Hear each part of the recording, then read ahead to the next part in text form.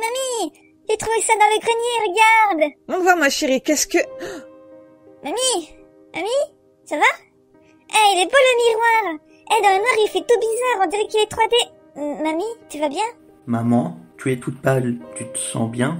Oh oui, Alexandre, il faut que je te parle de ton oncle. Adèle, va jouer dehors s'il te plaît. Mais non, je veux pas... Allez, dehors. Un oncle? Tu es sûr que ça va? De quel oncle tu parles? Il n'y en a jamais eu. J'ai gardé cette histoire secrète, mais Adèle l'a trouvée. Hein? Ce miroir n'est pas un miroir comme les autres. Quel rapport? Écoute, il y a 60 ans, ma mère, moi et Eddie vivions dans la pauvreté.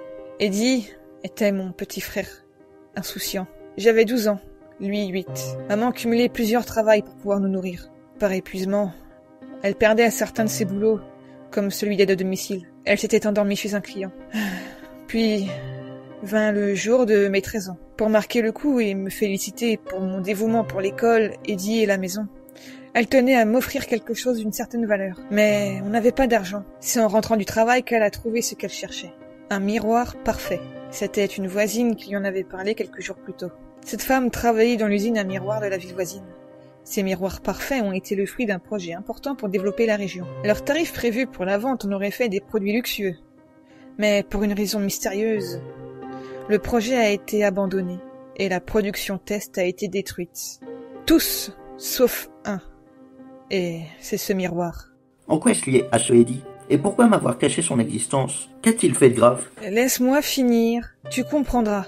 Et donc? Les miroirs étaient stockés dans une benne pour être détruits dans un centre spécialisé. Et comme je te disais plus tôt, maman qui rentrait du boulot marchait à côté du parc de stockage de l'usine. Et c'est là qu'elle a repéré la benne avec tous les beaux miroirs à l'intérieur. Elle savait qu'ils étaient voués à la destruction et trouvait dommage de gâcher autant de beaux miroirs. Du coup, elle a réussi à s'infiltrer et à dérober un de ces miroirs. Le soir même, elle m'a offert ce miroir et nous l'avions installé dans le petit couloir. Les semaines ont passé. Un soir, Eddie est venu me réveiller pour que je l'accompagne aux toilettes. Il avait peur de passer devant les miroirs. Je me suis moquée de lui, à tort. Une nuit, j'ai eu une envie pressante. En sortant des WC, j'ai jeté un œil au miroir, seule distraction accrochée au mur. Quelle a été ma surprise quand j'ai constaté que le reflet du couloir était sombre. Sans vie. Sans moi. Je me suis approchée. J'ai fait un pas sur la droite, puis sur la gauche.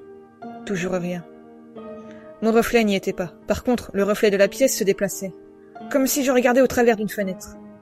Comme si la pièce que je regardais était une pièce réelle et non un reflet. Si sombre comparé à l'endroit où je me trouvais.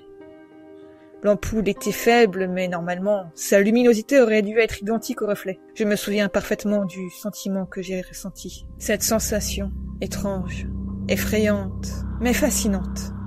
J'ai voulu toucher du bout des doigts la surface de verre, comprendre pourquoi mon reflet n'y était pas, sans y parvenir. J'ai pris mon courage à deux mains, j'y ai enfoncé une main, sans sentir le moindre obstacle, comme si j'avais passé ma main au travers d'une fenêtre ouverte. À ce moment précis, la porte du placard mural s'est ouverte brusquement. Surprise et terrifiée, je me suis retournée. La porte qui était derrière moi était fermée. Je regarde de nouveau le miroir, reflet incohérent. La porte grande ouverte. Un homme costaud, sombre, semblable à une ombre. Un chapeau haut de forme, des yeux brillants, s'y tenait debout. J'ai crié, j'ai couru dans la chambre. M'engouffrant dans mon lit, j'ai vu que Eddie était assis sur le sien, à me regarder fixement. Et il me sort. Toi aussi tu l'as vu. Je le sais. Maman, arrête de raconter n'importe quoi. Ce n'est pas n'importe quoi. Bien sûr que si.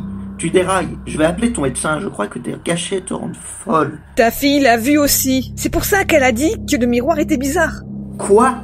Pourquoi l'avoir gardé alors? C'est pour protéger les malheureux qui le trouveraient. J'ai jamais osé le briser par peur de libérer la bête. Et de tuer ton oncle. N'importe quoi. Écoute-moi, fiston. Si j'ai commencé à te révéler le triste secret de famille, c'est pour qu'à ma mort, le miroir soit mis dans ma tombe afin qu'il ne nuise à plus personne. Interdiction de le briser, de le vendre, de le récupérer ou je ne sais ce que tu pourrais faire avec. Jure-le, mon fils. Calme-toi, c'est bon, j'ai compris. Continue à raconter si ça t'a fait plaisir. Suite à cette nuit, nous avions décidé de couvrir le miroir avec un voile la nuit. En journée, le miroir agissait en miroir classique. Ma mère l'utilisait pour se maquiller. Poule mouillée qu'on était, mais très curieux. Moi et mon frère, on l'étudiait qu'en journée, sans trouver le moindre indice étrange. Une nuit où j'avais besoin d'eau.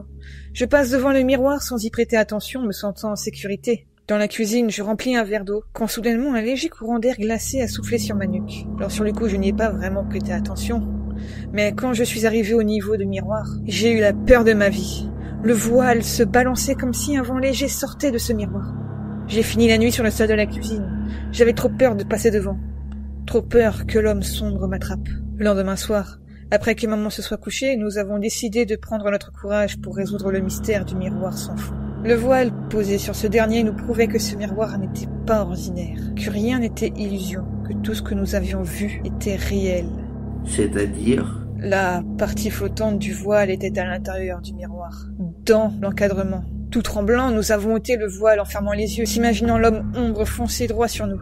Eddie a commencé par passer un doigt au travers du vide où était censée se trouver la surface vitrée. La main, puis le bras. Il m'a regardé en souriant et il m'a dit « L'homme n'est pas là, on peut y aller ».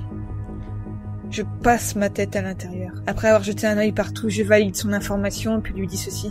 « Tu sais, Ed, ce qui se trouve dans ce miroir, c'est juste le reflet de notre petit appartement. Juste le même, mais inversé, et habité par cette ombre effrayante. Je ne pense pas que ce soit une bonne idée d'y aller. C'est peut-être un piège, et mon petit frère a rigolé. S'est moqué de moi avant de s'engouffrer dans l'ouverture. Il n'est pas ici, m'a-t-il dit. Je le sais car je ne sens pas sa présence. Voyons voir si maman se trouve dans ce monde. À le voir ricaner comme ça, je ne l'ai pas reconnu. D'où lui venait cet élan de témérité? Ça lui ressemblait pas du tout. Prenant mon rôle de grande sœur très à cœur, je me suis engouffrée comme une folle dans le miroir pour rattraper cet idiot de frère. Lorsque soudain, une ambiance lourde, irrespirable accompagnée d'une obscurité grisâtre s'est emparée de ce monde. J'avais l'impression que plusieurs fantômes nous guettaient, prêts à nous bondir dessus. C'était étrange. Chaque coin de la zone me semblait dangereuse. Même les quelques plantes vertes semblaient me hurler. Partez, ils sont là pour vous terroriser pour l'éternité. Eddie s'est approché du divan avec méfiance. Lui aussi semblait ressentir cette ambiance lourde de négativité. Un son de grognement porcin s'est élevé de derrière le divan, pourtant collé au mur. Nos poils se sont hérissés. La luminosité sombre et grisâtre s'amenuisait petit à petit. J'ai pris ton oncle par le col et je l'ai tiré jusqu'au carré mural, jaunâtre, qu'était notre couloir réel. Vite, vite, vite, vite, je criai à Eddie. J'avais perdu mon sang-froid. L'appartement du monde parallèle du je ne sais quoi s'est mis à se déformer. Non pas physiquement, car mes pieds sentaient que le sol était bel et bien plane et droit, mais visuellement c'était perturbant, comme si j'étais sous l'emprise d'une substance. Cette difficulté à respirer, combinée à l'oppression extrême, j'ai réussi avec difficulté à me hisser dans le miroir, prête à aider mon pauvre frère de l'autre côté. L'ampoule de notre monde a éclaté. Au même instant où un vent chaud et puant accompagné de chants grégoriens rauques sont apparus, mon cœur battait la chamade. Je sentais des vertiges dans une obscurité dans laquelle on peut distinguer son environnement.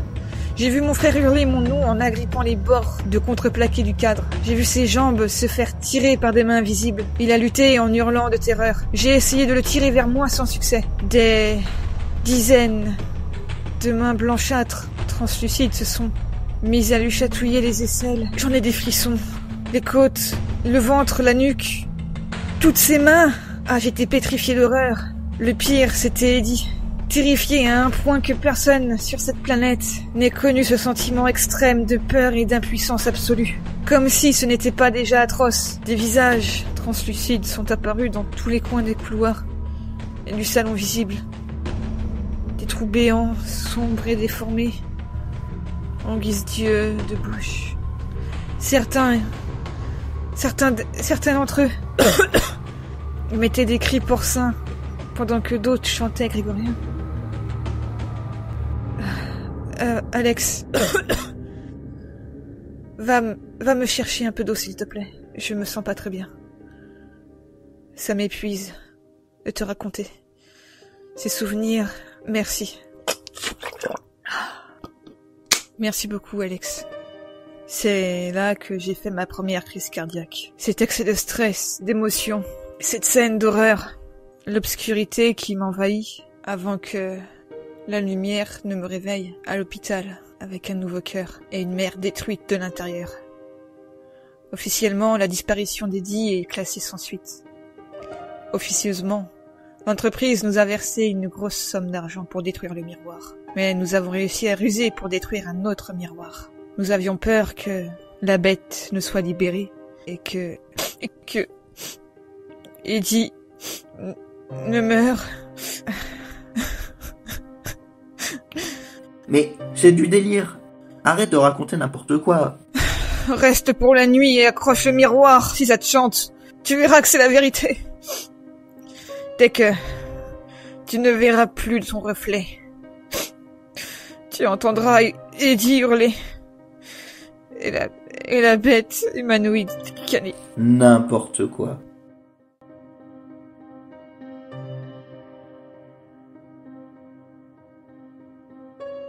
Bon voilà, la creepypasta vient de finir. Bon, par contre, comme vous avez pu le constater, j'ai un problème de micro. J'ai le problème que le son de la voix, en fait, il y a des variations assez dégueulasses. Donc, je sais pas si c'est un bug du micro, ou si je l'ai mal branché, ou s'il est foutu, ou je ne sais quoi. Pourtant, il est tout neuf. Donc voilà, pour ceux qui s'y connaissent, dites-moi pourquoi le micro fait ça. Est-ce que c'est une belle merde, ou alors est-ce qu'il y a une façon de pouvoir corriger ce truc qui m'embête énormément, parce que déjà la creepypasta j'ai tourné alors 4-5 fois pour essayer d'avoir des voix plutôt correctes, mais bon, c'est pas ça. Bon sur ce, je vous souhaite une bonne journée ou une bonne soirée, et à la prochaine.